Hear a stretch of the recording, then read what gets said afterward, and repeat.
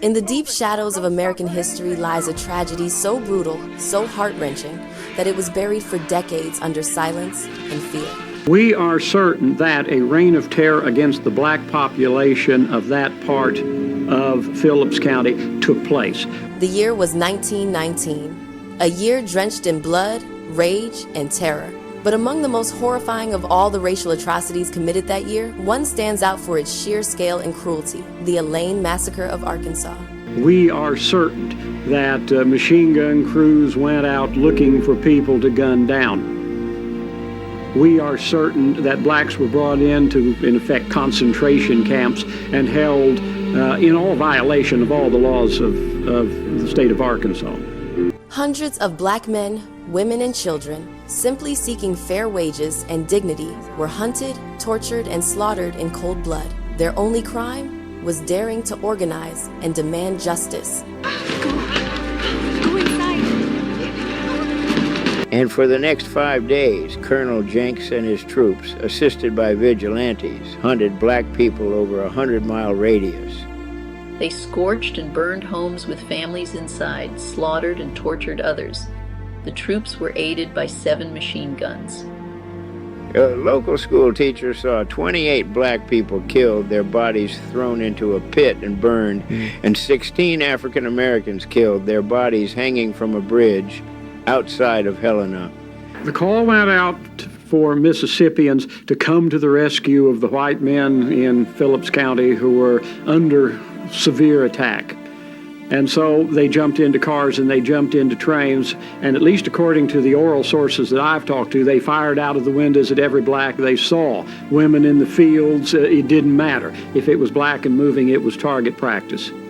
Fueled by racial hatred, greed, and the desperate cries of a people fighting for the right to live with dignity, the aftermath of it all was not just a catastrophic bloodshed, it was a calculated act of terror meant to silence black voices and crush a movement for justice before it could rise. And by the time order was restored eventually and shooting had ended, some say, however, that as many as 200 blacks at least had been killed that day, aside the bodies that had been dumped in the Mississippi River or left to rot in a canebrake. The stench of the dead can be smelled from miles away. In the end, the remaining blacks caught would be arrested and arraigned for execution on account of the assault on their lives and deaths of their loved ones. The general reaction of the white establishment in Phillips County in the aftermath of the riot was a charge that was leveled against the black population, that they were in a secret conspiracy to rise up and to overthrow the white power structure and the landowning class in eastern Arkansas. The brutal bloodshed of that day is not just history, it's a wound, a story of betrayal and unimaginable loss, one that demands to be heard. So sit tight and stay with us to the end as we uncover the horror of 1919 that America tried to hide. As we do that, you can kindly support our efforts by hitting the thumbs up button, share this video, and subscribe to our YouTube channel if you are yet to. Now let us start from the beginning. The city of Elaine, located in Phillips County in the Arkansas Delta, was historically shaped by the cotton plantation economy. Before the Civil War, its fertile land was worked by enslaved African Americans, laying the foundation for a region built on exploitation and deep racial divides. In the early 20th century, the county's population was still predominantly black because most freedmen and their descendants had stayed on the land as illiterate farm workers and sharecroppers. African Americans outnumbered whites in the area around Elaine by a 10-to-1 ratio and by 3-to-1 in the county overall. White landowners controlled the economy, selling cotton on their own schedule, running high-priced plantation stores where farmers had to buy seed and supplies, and settling accounts with sharecroppers in lump sums without listing items. In addition, sharecroppers worked the land for a small share of the crop and were forced to sell their cotton to the landowners, who paid less than market prices. Workers also had to buy food, clothing, household wares, tools, seed, and fertilizer at the plantation commissary, which charged exorbitant interest rates. It was a system intended to keep black people in debt and dependent upon planters. The all-white legislature made the situation worse, as it had disenfranchised most blacks and many poor whites in the 1890s by creating barriers to voter registration. It excluded them from the political system via the more complicated election law of 1891 and a poll tax amendment passed in 1892. The white-dominated legislature enacted Jim Crow laws that established racial segregation and institutionalized efforts to impose white supremacy. The decades around the turn of the century were the period of the highest rate of lynchings across the South. Meanwhile, American servicemen returning from the battlefields expected to find peace at home. Unfortunately, what they encountered instead was a storm of racial violence. What followed was a harrowing period now known as the Red Summer of 1919, a wave of brutal racial conflicts that swept through at least 26 cities across the United States. Racial tensions across the U.S. were exacerbated by the discharge of millions of military personnel back to their homes and domestic lives following the end of the war. Competition for opportunities in post-war America, combined with a radically changed social landscape, placed whites and blacks in conflict with one another, leading to tragic results. World War I intensified the Great Migration, the mass emigration of African Americans from the rural South to the industrial North and Midwest in hopes of escaping the poverty and discrimination of Jim Crow laws. By the summer of 1919, approximately 500,000 African Americans had resettled in northern cities. In many cases, northern whites, many of them newly arrived immigrants themselves, did not welcome black newcomers. When the war ended, many returning servicemen resented that their vacated jobs had been taken, particularly by African Americans. Black laborers already suffered from a negative reputation in the white working community for their use as low-wage earning strikebreakers or scabs who would keep factories in operation while the employees went on strike. The situation was made worse in the aftermath of the Russian Revolution of 1917. Many officials and others, with little or no evidence, suspected black workers of being pawns of Bolsheviks and anarchists. Many whites feared that the return of tens of thousands of black veterans with experience living abroad and, more significantly, having received military training, would be unwilling to resubmit to traditional political and social subjugation in the U.S. At this time of the year, it was summer, and strangely, there's been this fiery outbreak of racial violence which rippled across the entire United States like some raging force of darkness, which it obviously was. Therefore, by virtue of the season, mingled with the non-spatial unfolding chaos, it was called the Red Summer.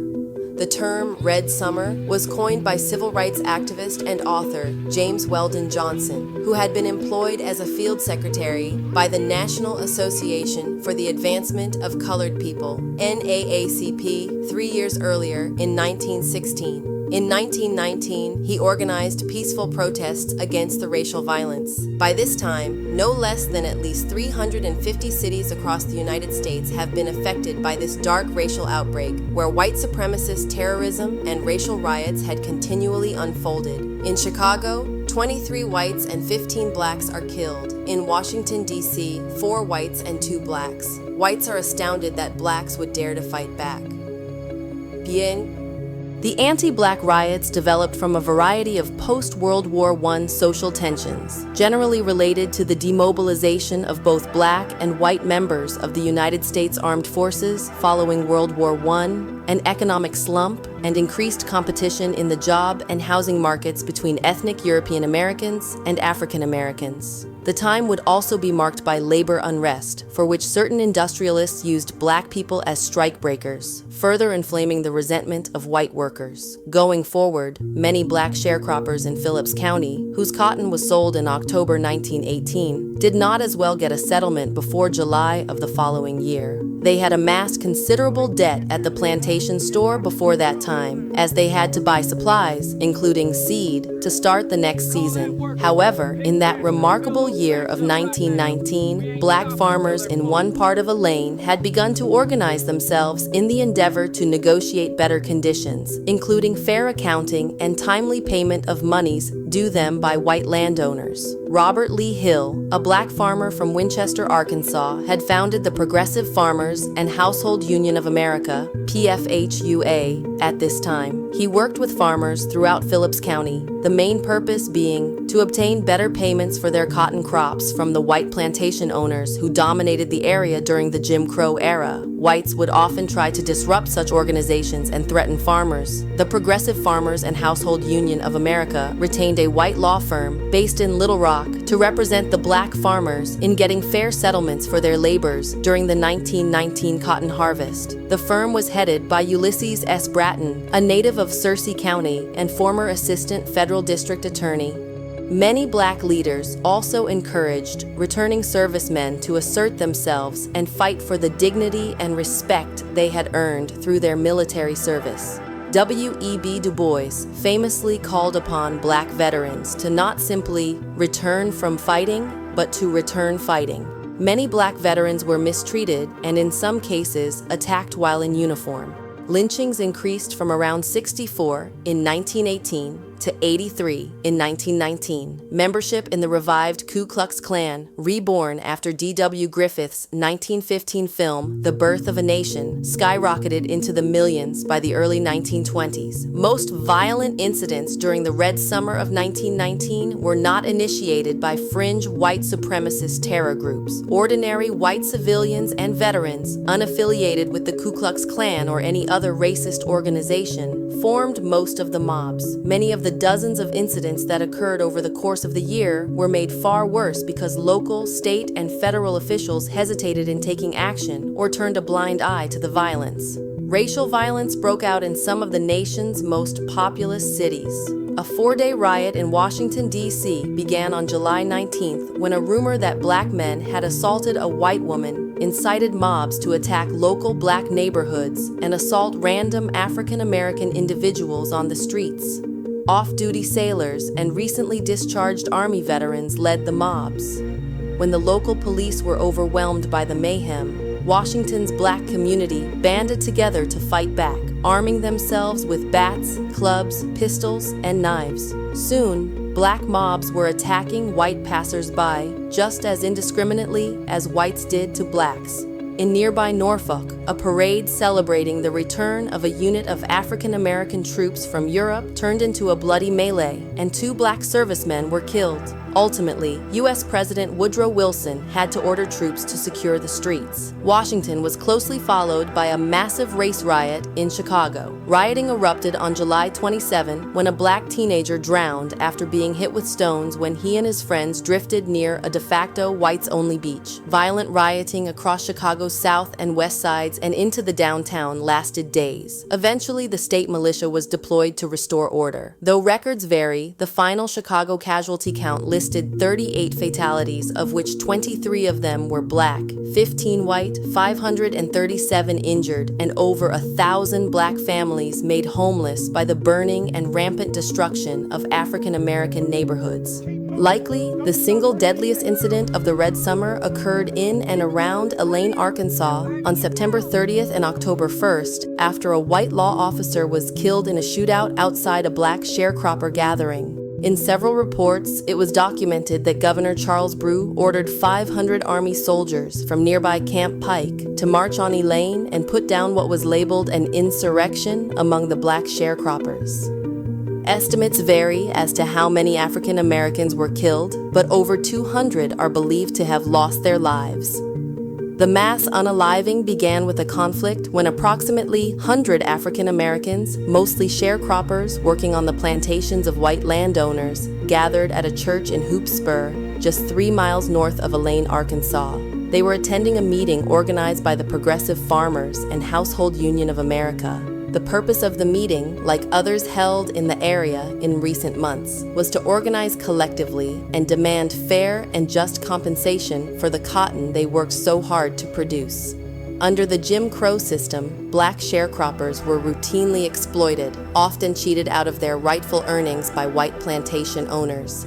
Tired of the injustice, these workers turned to collective action. The union had hired a white attorney, Ulysses S. Bratton, to represent their interests in legal negotiations. His son, Osier Bratton, was present at the meeting that night. In previous months, racial conflict had occurred in numerous cities in America, including Washington, D.C., Chicago, Illinois, Knoxville, Tennessee, and Indianapolis, Indiana. With labor conflicts escalating throughout the country at the end of World War I, government and business interpreted the demands of labor increasingly as the work of foreign ideologies, such as Bolshevism, that threatened the foundation of the American economy.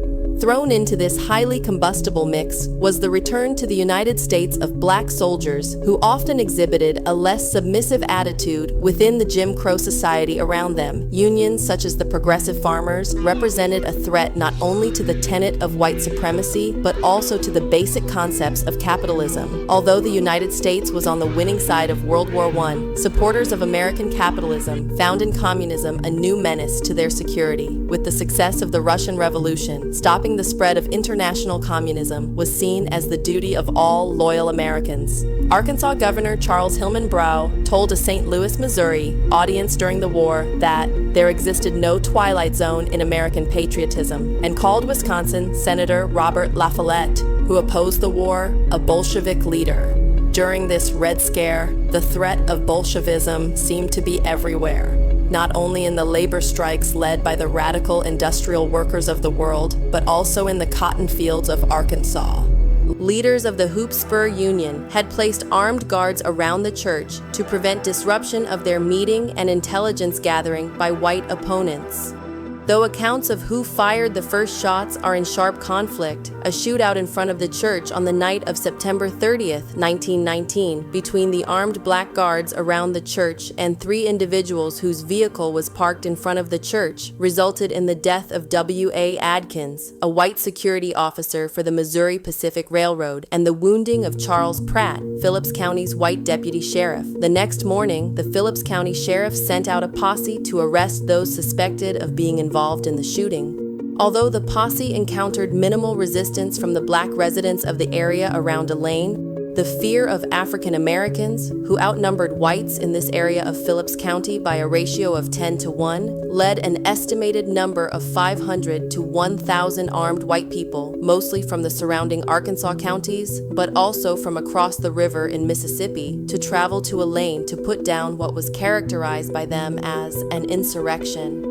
On October 1st, Phillips County authorities sent 3 telegrams to Governor Brough, requesting that U.S. troops be sent to Elaine. Brough responded by gaining permission from the Department of War to send more than 500 battle-tested troops from Camp Pike, outside of Little Rock, Pulaski County. After troops arrived in Elaine on the morning of October 1st, 1919, the white mobs began to depart the area and return to their homes. The military placed several hundred African Americans in makeshift stockades until they could be questioned and vouched for by their white employers. All this while, the Union leader Robert Lee Hill was hidden by friends during the violence, and later he escaped to Kansas. The violence even claimed those who had nothing to do with the Union efforts, such as brothers David Augustine Elihu Johnston, Gibson Allen Johnston, Lewis Harrison, L.H. Johnston, and Leroy Johnston, who were returning to Helena from a hunting trip when they were attacked and killed on October 2nd.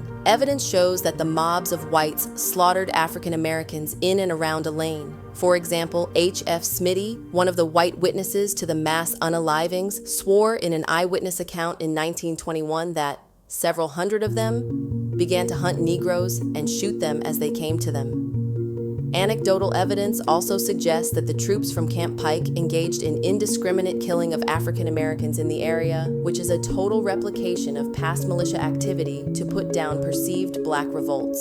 In his 1925 book, a preacher named Sharp Dunaway recounted that, through a keyhole, an employee of the Arkansas Gazette alleged that soldiers in Elaine had committed one murder after another with all the calm deliberation in the world, either too heartless to realize the enormity of their crimes, or too drunk on moonshine to give a continental darn. Colonel Isaac Jenks, commander of the U.S. troops at Elaine, recorded the number of African Americans killed by U.S. troops as only 2. In contrast, the correspondent for the Memphis Press on October 2, 1919, wrote, "Many Negroes are reported killed by the soldiers."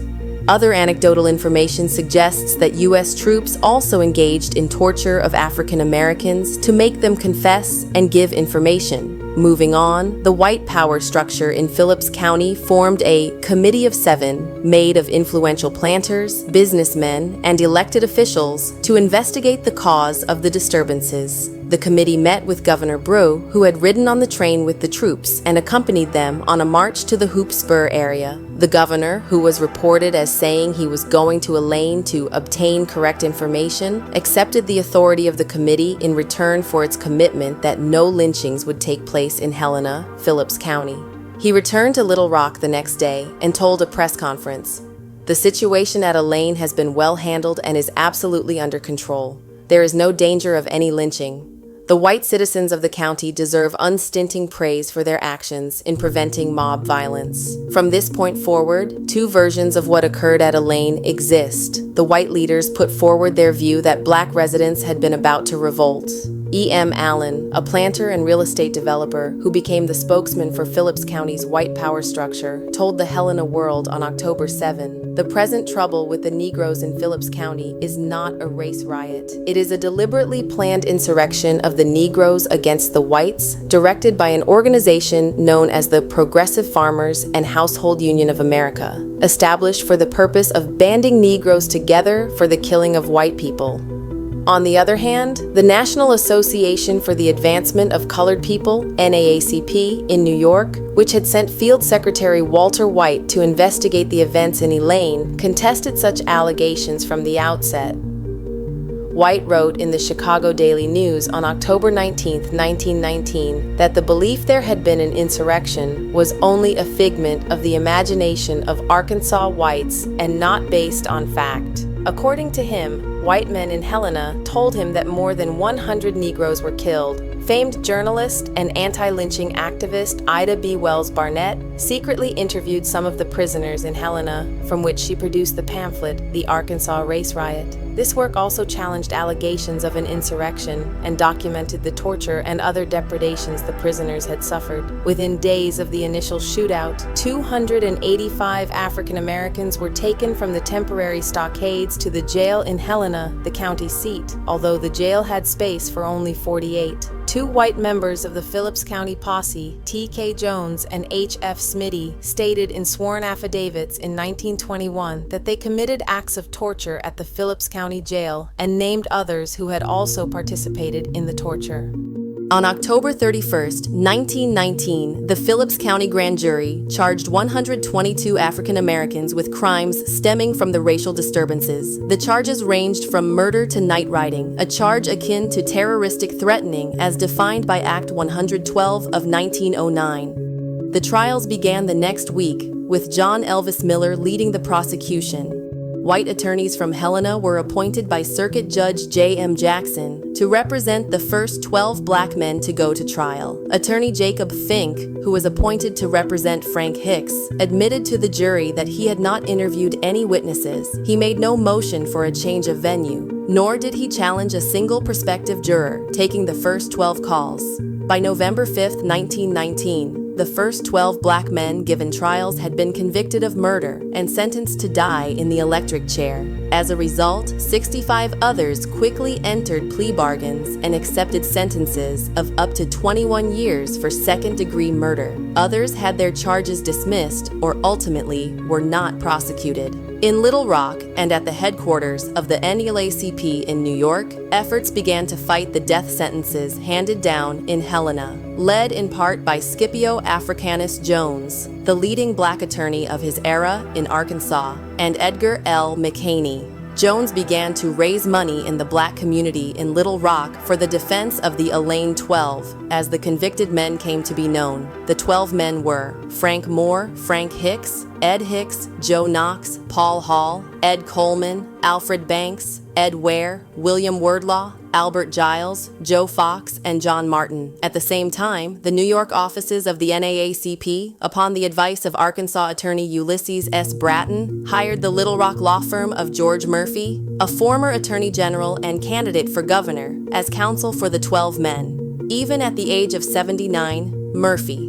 a former Confederate officer and Arkansas attorney general, was considered one of the best trial attorneys in Arkansas. By late November, Jones was working with Murphy's firm to save the Elaine 12. Their initial task was to appeal the sentences given to the Elaine 12 and ask for a new trial based on errors committed by the trial court. Governor Breaux issued a stay of the executions to permit an appeal to the Arkansas Supreme Court after the motions were denied. For the next 5 years, the cases of the Elaine 12 were mired in litigation as Murphy and Jones fought to save the men from death. They secured new trials for 6 of the men, known as the Ware defendants, based on the fact that the trial judge had not required jurors to indicate the degree of murder on their ballot forms. The convictions of the other 6 men, known as the Moore defendants, were affirmed. The cases of the Elaine 12 were litigated on 2 separate tracks. The retrials of the Ware defendants began on May 3, 1920. During the trials, Murphy became ill and Jones became the principal counsel. Hostility toward him was so great from local white residents that, out of fear for his life, he was said to sleep at a different black family's house every night during the trials. The convictions were again affirmed. Governor Breaux once again postponed the executions, allowing time for the Arkansas Supreme Court to review the cases once more.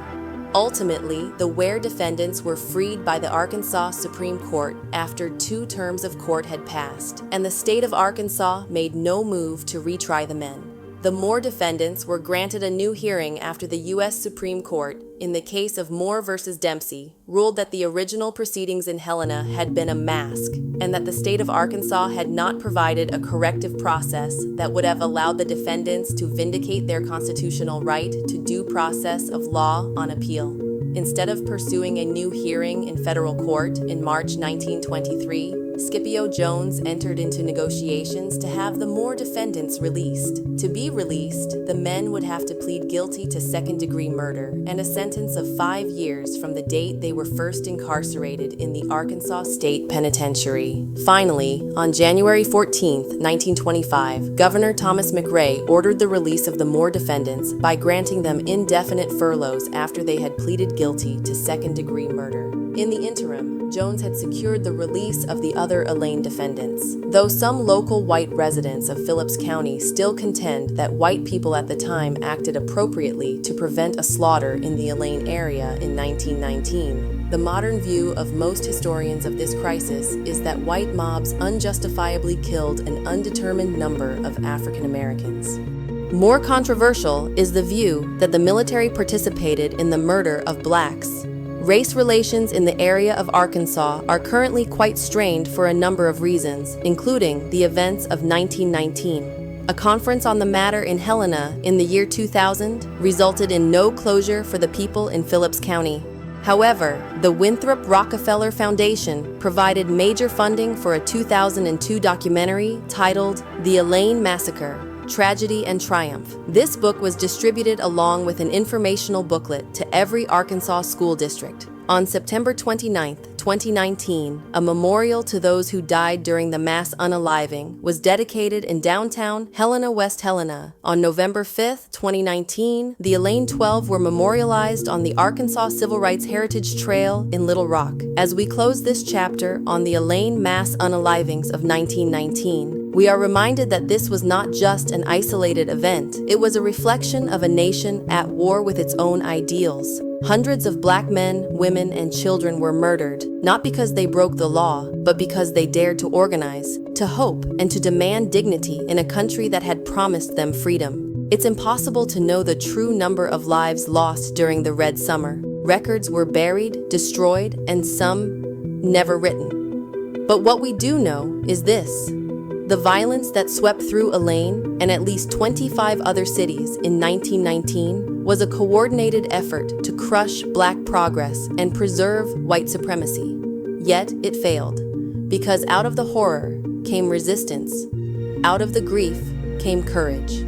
African Americans across the country began to fight back, not just with their voices, but through political organizing, legal challenges, and cultural solidarity.